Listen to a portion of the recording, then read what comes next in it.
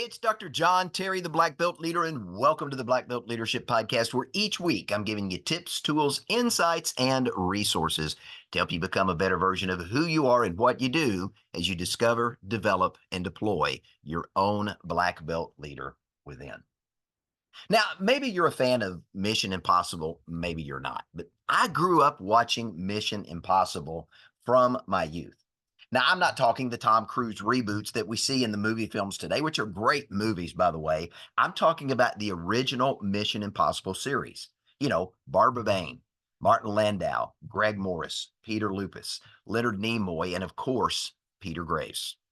Now, just like the movie remake, instructions were delivered in some inconspicuous places, and it was always an impossible mission that the team was given with the promise to be disavowed if the team failed. And of course, that iconic, this message will self destruct in 5 seconds. And with a puff of smoke, it was gone. Now, each and every episode included a mark. Now, the mark was often a specific individual or a group of individuals that the IMF team was either targeting or pursuing. That was the focus of their attention. Now, there was something unique about that individual or that group of people that set them apart in some way. And in the context of Mission Impossible, the mark was often a threat to society in some way. Sometimes it was a dictator that was oppressing a group of people. Other times it was a criminal mastermind who was plotting the crime of the century. Other times it was that rogue scientist that had come up with this unique weapon of mass destruction. Still, at other times, it was a power hungry executive who is using his power and authority for some nefarious means. Now, if you've ever watched the series or any detective or police show, I'm sure you probably get the picture. These, most of the time, the marks were usually bad, cruel people with some type of evil intent or evil plans. Now, they had to be stopped at all cost. But sometimes the mark was a person to be rescued or saved. Sometimes it was the damsel in distress. Sometimes it was a child. Sometimes it was a rival political leader that had been locked up so that the dictator could stay in control. Whatever it was, there was an individual or a group of individuals that were marked. And against incredible odds, each and every week, the IMF team successfully pulled off impossible mission after impossible mission, and they made the world a safer place to live. I always remember the TV series coming on, and you'd see the match light, and it'd light the fuse. And all through the introduction, that match burned, all the way getting to the explosion at the end when it would come up and say Mission Impossible. And I love the fact that they've continued that through the movie series, and it's a neat way to really tie the two together. But here's the thing about the original series. It was popular. It actually lasted 7 consecutive seasons. That was pretty good for a run back in the 1960s. Now, when I was in school, just kind of playing on this theme of the mark, I became the very first Boy Scout law enforcement explorer in the city that I grew up in. Now, the Explorers was a group inside the Boy Scout community of people that were linked to a certain civic or business or community organization. This one was linked to law enforcement. It was designed to give those of us that had an interest in law enforcement an opportunity to explore what that looked like. Now, to me, it was an intriguing program, and I was honored to be the very first Boy Scout law enforcement explorer in my city and got an opportunity to invite several of my friends and other young men and later young women that wanted to be a part of this program to begin to learn the ins and outs of law enforcement. I got to meet a variety of people. I got to be introduced and to sit in and explore the various departments that made up the law enforcement division that we were assigned to. And I got to understand better how these law enforcement individuals protected and served our community. Thinking back to that, I remember I got to sit with the dispatcher, and I learned from working with the dispatcher how to manage traffic. I learned those silly 10 codes, 10-8, 10-9, 10-7, all the different 10 codes that meant something to the law enforcement community that it didn't to anyone else. I learned how these dispatchers would assign an officer to various calls and they'd monitor their progress. I got to spend time riding in patrol cars with officers to learn what they did as they went through their rounds of patrolling and protecting our city. I even had the opportunity a few times to ride with plainclothes detectives as they were going through the process of investigating crimes that had happened in our city. It was fascinating work, and it gave me a great appreciation for law enforcement. Now, I remember the dispatcher would issue a call, sometimes with a description of an individual that they were looking for. And it was BOLO, be on the lookout for this individual. And they'd give descriptions of clothing or hair or skin color or something unique about that individual that would mark that person so the other law enforcement officers that were patrolling would be able to have their eyes looking for that individual. Or maybe it was an automobile that was involved in a wreck and it was a hit and run, and they would give information about that vehicle, certain make, certain model, certain license plate, certain color. Again, it became a mark that others in the law enforcement community were searching for. Now, again, this was a world I grew up to appreciate. In fact, I got an opportunity years later to serve as a volunteer law enforcement chaplain, and I did that for several years in the local community, not only serving with law enforcement, but with firefighters, with EMS and first responders, and very much learned to appreciate all the things these incredible men and women do to protect, to serve, and to have an opportunity to go and fight fires and rescue those that are in harm's way. It was a fascinating world, and I want to say thank you to our law enforcement community, to our firefighters, to our first responders, to our EMS, our paramedics, emergency room personnel, incredible people that do a thankless job. And I want to just pause real quickly and say thank you. Now, let me get back to this story about marks because there's a lesson I want to share here. But, thinking back, one other thing I'll mention before I get into the meat of the lesson today, and I think you figured out at this point, it's about the mark. And the question is, are you marked? But in college, I became licensed as a private investigator for a period of time. Now, in the little sleepy town I lived in, there wasn't a lot of use for a PI, but the training I received on discreetly monitoring, tracking, and documenting the activities of an individual, the mark that we were following was intriguing. Now, this was during the time of the very popular TV series Magnum PI with Tom Selleck. So it was kind of cool for me to be associated with this flamboyant TV star who drove a red Ferrari, always solved the case, and almost always got the girls. But enough reminiscing of my back and my history and all the interesting things I've done. I want to lean into today's lesson about the mark. And I want to pose the question, are you marked? Yeah, of course, there's a leadership lesson. And here's what I want to talk about for just a few minutes. Now, a mark, by definition, is a designation based on birth, position, or accomplishment. It can also be extended to specific characteristics of an individual that makes it easier for others to identify them. Now, let me cover that definition again. A mark is a designation based on birth, position, or accomplishment. It can also be extended to specific characteristics of an individual that makes it easier for other people to identify them. Now, the first part of this definition is of particular importance to me, but the second part really leans in to what I want to talk about because a mark is essentially what a person is known for. Now, I've got a friend, Jeff Henderson, amazing individual, came up through the world of Chick-fil-A, and there's some incredible stories around Jeff and all the amazing things he's done. He's been a former pastor, a really neat guy that I enjoy having the opportunity to spend time with from time to time. Jeff wrote an amazing book a few years back, and the book is entitled Know What You're For. Now that's K-N-O-W, know what you're for. It's available on Amazon. It's a great read. If you haven't picked it up, I encourage you to do so. But in the book, Jeff poses two very simple questions. The first question you get to answer. The second question other people get to answer. Here's the first question. What do you want to be known for? Now think about that. We all want to be known for something, but what is it specifically that you want to be known for? What do you want to be marked for? You get to answer that question. The second question is this: what are you known for?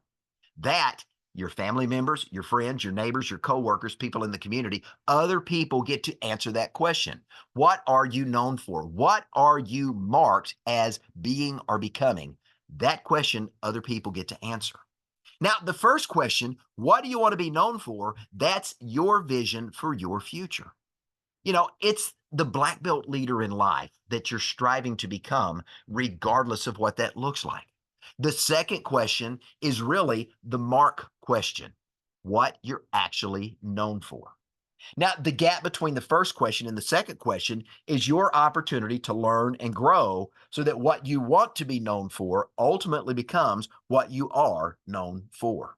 Hey, Jeff, great concept, great book. And again, if you haven't yet got a copy of the book, Know What You're For, I encourage you to pick that up on Amazon. But I want to go in just for a few moments and I want to lean in to that very first question and go a little bit deeper. Why? Because if given the choice, how would you like to be marked? What do you want to be known for? Understand this. You and I, we are all marked for something. But leaders continuously choose, and they consciously choose, and they intentionally choose how they want to be marked. And they're going to remain very intentional about doing the work required to not only get there, but stay there. So if you want to be marked as a black belt leader in life, whatever that looks like to you, what do you need to do? What position, what accomplishment, what characteristics, or what qualities define you in such a way that this is what you're known for? That's the question you get to answer as you're striving to become a better version of yourself. Now, I believe there are 7 distinct marks that should define you as a black belt leader. And I want to give those to you in the remainder of our time together in this week's podcast. First, you should be marked to excel. Now, excellence, according to the Oxford Language Dictionary, is the quality of being outstanding or extremely good. Excellence is a hallmark of leadership because, in my opinion, and it's my belief, that everything worth doing is worth doing well. And anybody and everybody that is striving to live life as a black belt leader in life is going to be daily trying to live their lives with black belt excellence because excellence is greatness at its best. And every day we've got an opportunity to build upon that. Now, the second mark of these 7 characteristics or these 7 marks, you should be marked to overcome. Now, to overcome means to be successful in dealing with a problem or overcoming a difficulty. Black belt leaders in life are what? They are problem solvers. They're going to take on the difficult challenges that nobody else wants to take on, and they're going to overcome adversity in order to succeed. As a black belt leader in life, you are going to see adversity and challenges as opportunities to learn and to grow. You understand that at the end of the struggle, you're going to come out better on the other side. That's why being marked to overcome is so important. That's what black belt leaders do. Now, the third of these 7 marks is you should be marked to lead. Because as a black belt leader, this should be a given. If you think you're leading, Dr. John Maxwell says, and nobody's following, you're only taking a walk in the park. But I believe this, and I talk about it in my book, Black Belt Leadership 101. Everybody is leading someone somewhere right now, even if the only person they're leading is themselves. Black belt leaders understand that they have been called to lead, and that is part of their gifting and their talent, and their passion that drives them is to get up every day and to make a difference. Black belt leaders are called to be trailblazers. They are called to help other people who want to get to the same place you as a black belt leader are going. You are going to be the one that leads them on the journey to help them get there. But as the trailblazer, you're going to be the one that goes first and shows them the way. Now, the fourth of these 7 character qualities of being marked as a black belt leader in life is you need to be marked for success. Now, success is by definition to accomplish an aim, a purpose, a goal, or an objective. Again, that's what black belt leaders in life do. They set about daily accomplishing aims, purposes, goals, and objectives because that's part of who they are. Black belt leaders understand how to get people from where they are to where they ultimately want to be. And they also recognize the work that's going to be demanded of everybody involved to both safely and successfully get from where they are to where they want to be. Black belt leaders also understand this when it comes to being marked for success is they understand that failure is a moment in time and failure is an opportunity to learn. Failure lets us discover what doesn't work so we can keep trying and keep moving forward until we discover what does and then continue to hone what does work to keep making it better. Black belt leaders, like Og Mandino talks about in his book, The Greatest Salesman in the World, they persist until they succeed. Black belt leaders, as I talk about in my book, Black Belt Secrets of Success, they're willing to climb the mountain and keep climbing until they reach the peak. And once they've gotten there, they celebrate their success, they climb down the back of the mountain, and they start climbing again. For a black belt leader in life, there is no quit. Just like there is no finish line, there is no quit in a black belt leader because quitting is not in their DNA. Now, the fifth mark of being characterized as a black belt leader in life is being marked to expand. Black belt leaders are committed daily to growing. Remember, successful people do daily what unsuccessful people do sometimes or not at all. So, black belt leaders in life are committed to personal growth. A black belt leader is always expanding, they're always taking new territory, and they're always climbing to new heights of success. If you're striving to be a black belt leader, here's what you understand. You understand what got you to where you are today isn't sufficient to keep you there, nor is it sufficient to get you where you need to be tomorrow. That's why for you and I and everyone else that wants to be a black belt leader in life, personal growth is so important to our long-term success. Growth is how you remain open to new thoughts, to new ideas, to innovative opportunities, to try new things, and to explore. Why? Because you're constantly venturing into new territory. Now, this sixth essential quality is being marked for influence. Again, going back to the Oxford Languages Dictionary, we learned that influence is, by definition, the capacity to have an effect on the character, development, or behavior of someone else. Now, think about that. Influence is the capacity to have an effect on the character, the development, or the behavior of someone else. Dr. John Maxwell says it well, leadership is influence, nothing more, nothing less. And as a black belt leader, you are marked for influence. But with this powerful quality comes great and tremendous responsibility. Again, Dr. John Maxwell describes it well. Leadership is influence, nothing more, nothing less. Those simple 7 powerful words culminate all that leadership is and all that it should be. Now, the seventh and final quality I want to talk about in today's podcast is this: being marked for significance. Now, significance is the quality of being worthy of attention or living a life that is meaningful or living a life that's important. As a black belt leader, here's what you understand. Your most important role is not only to lead yourself well and make good choices. Your most important role, in addition to doing that, is to raise up, to equip, and to train the leaders who are going to one day take your place. Now, this is a significant task and a significant responsibility that many leaders fail to recognize and act upon. Black belt leaders are servant leaders. They are focused on developing the people around them. They're focused on adding value to other people at any and every opportunity, and they're focused on using their talents and gifts to make a difference right where they are. Now, think about that. The samurai culture that we saw was a culture of service, and the samurai cultivated this opportunity of developing significance by developing the people around them and helping them step into their full potential to become samurai themselves. That's essentially what we're talking about in this last and final quality, marked for significance.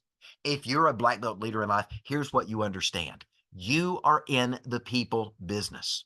And when the people that you're serving get what they want, they're going to help you get what you want. But more importantly, when you serve people and you teach them to live their lives well, to make good choices, and to focus on excellence in everything they say and do, here's what's going to happen. They're going to perform that well.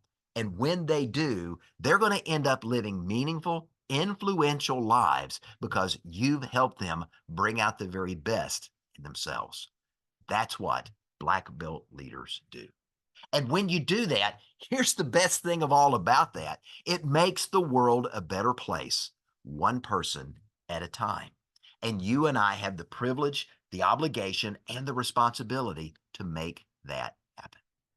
So, how do we make sure these 7 marks are present and active in our lives?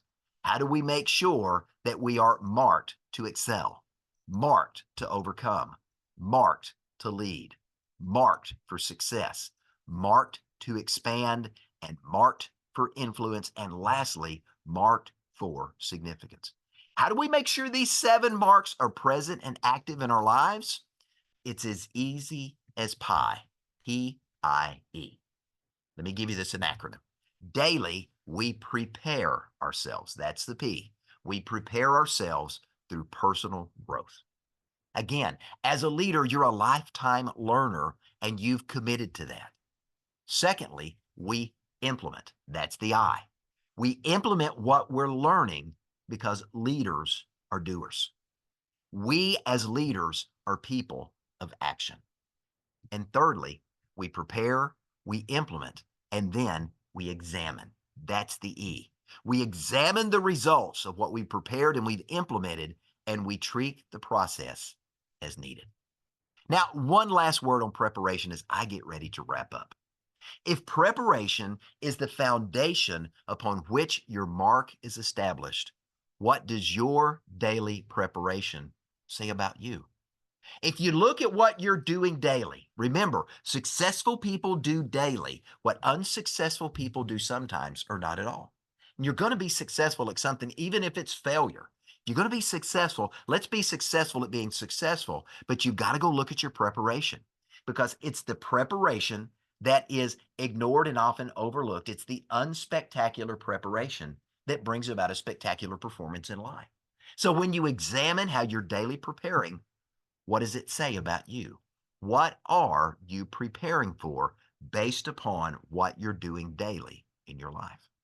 When you can answer that question and you take the time through some reflective thinking to do so, this is where you can identify what you need to do to close the gap between what you want to be known for and what you are truly known for. So I asked the question earlier, and I want to ask it again as we get ready to wrap up. Are you marked? The short answer is yes. Remember, we are all known and marked for something. The question you've got to answer is this: what are you known and marked for? Other people around you are going to tell you what that is, but the most important question of all is this: how does what you're known and marked for align with what you want to be known and marked for? Hey, I'm Dr. John Terry, the Black Belt Leader. I want to say thanks for joining me for this Black Belt Leadership Podcast. Have a great day.